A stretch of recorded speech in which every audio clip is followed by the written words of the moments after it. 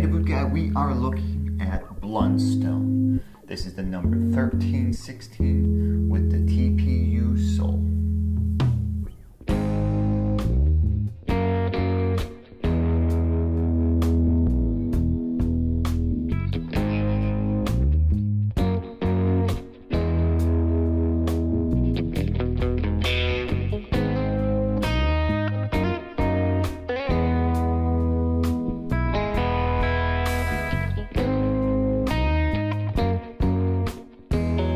BLUNDSTONE is a request by you guys, my subscribers. So let's get to it. The sole, super soft, super comfortable. TPU, thermoplastic urethane, oil resistant, slip resistant, and extremely flexible and durable.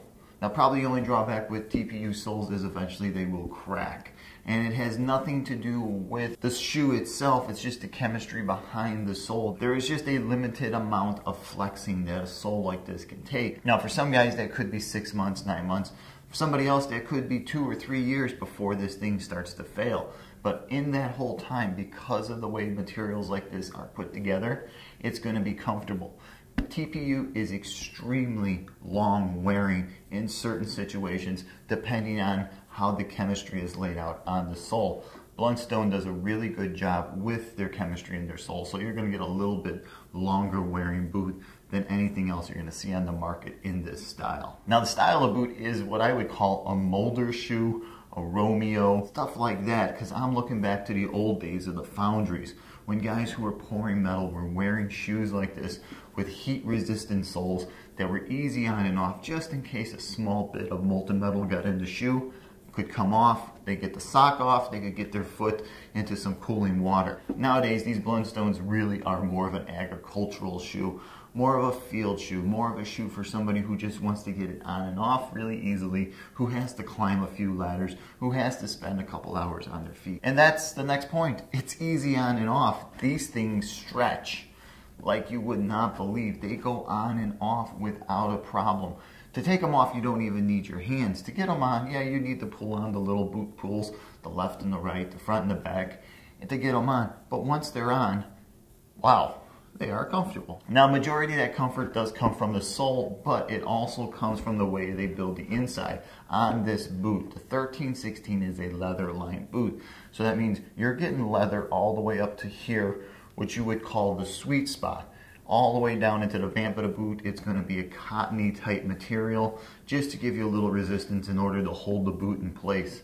But the leather all the way here into the heel, but not the heel cup. The heel cup has got a hard board material back there.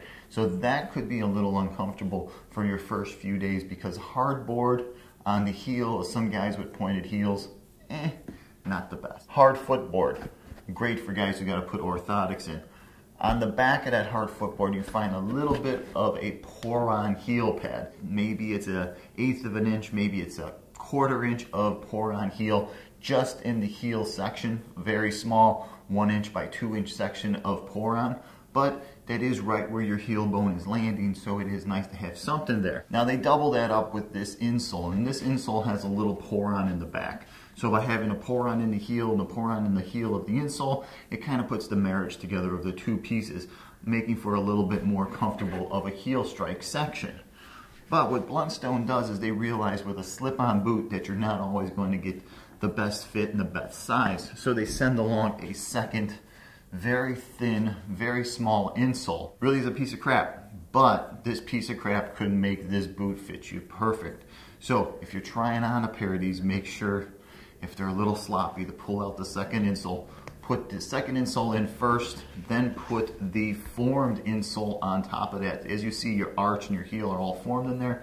You got to make sure that they go on together in that pattern. Now, about the upper, it's pretty nice stuff. The elastic is a very heavy duty elastic. All of the stitching, you can feel how deep the elastic is. You can see how many stitches are added into the elastic. So it's not really a soft fail point. Doesn't mean it won't fail. Doesn't mean you're not going to get something in here. You're not going to break these stitches. You're not going to abuse the boot. It's only a boot. It's not going to take a lot of abuse, but it is going to do exactly what you want it to do, and that's be comfortable and get on and off really easily. Now, depending on where you work, you gotta remember you gotta keep this thing clean. If you're working on the farm, if you're feeding the chickens, if you're walking out to take care of the goats and the cows early in the morning, and you're throwing on a pair of Blundstones to do that, remember, every so often, get some of those acids off there. If you're walking through the excrement, remember to wash off the boot more often than you would your regular Wellington or pull-on boot. Because of the soft leather, because of the elastic, you want to make sure to keep all of this clean. Chemicals and just excrement itself is going to deteriorate the boot a lot faster than if you had on a full rubber or neoprene Wellington. Now, about the size and the fit, they're using UK Australian sizes because of where they come from. They come from Tasmania in Australia. So you're going to have to understand that sizing scale just a little bit better than you would your normal US sizing scale. Now, for me, I normally wear a size 12. I stepped it up to a 13. And I felt, given the fact that I wear a lot of pull-on boots, Westerns, and work Wellingtons, I found it to be a very tight-fitting 13.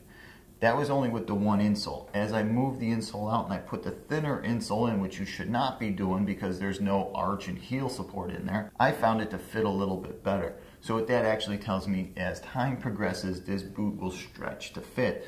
Now, it's soft leather. It's a soft sole. So your foot can actually tell this boot what it needs to do because of the thickness of the materials. Now, like I said, BLUNDSTONE makes a lot of different sizes and styles, but I went with the 1316 because I felt it was the most versatile for a work environment. The TPU sole, I think, would be great in restaurant settings. Somebody who's doing a lot of deliveries, somebody who needs to just get on a pair of shoes really quick because they're running out in the yard. And the yard not necessarily being the backyard where the kids are playing, but whether it be a lumber yard, whether it be a yard where you're selling building materials, when you just need something to get on your feet and get out there and you don't want to be uncomfortable. The BLUNDSTONE really works well in environments like that. I could also see them doing really well with electricians, jumping on and off ladders, coming in and out of the trucks, going in and out of people's houses. The boot comes on and off really easy. You get support and you also get a nice soft shoe. Now, the weight of the boot coming in as a pair with just the regular insoles in is 2.2 pounds. So that's BLUNDSTONE, the 1316 pull-on boot with the TPU slip resistance sole. If you've ever worn any of these BLUNDSTONEs, please comment below. Let guys know about the longevity, the type of boot that you like, where you wear it, what's the environment that you feel that this thing is best suited for most people. And if you want to know more information about BLUNDSTONE, if you want to see a video tour of their factory, or if you're interested in just knowing more about this boot, remember to swing by bootguy.com. There I'll have some detailed photos of this shoe, and I'll also have all those videos in place for you, plus a nice little blog posting. And if you're interested in picking a pair up, I'll have a couple links to make that easier, getting a pair of these on your feet. Hey, please don't forget to hit my subscribe button. It really helps out. And remember, you can always follow me on Instagram and Twitter. If you're about to pick a pair of these up and you got a few questions, remember you can always shoot me over an email, 24 hours a day, 7 days a week. My email server is always on and always ready to answer questions. All right, until the next time, I'm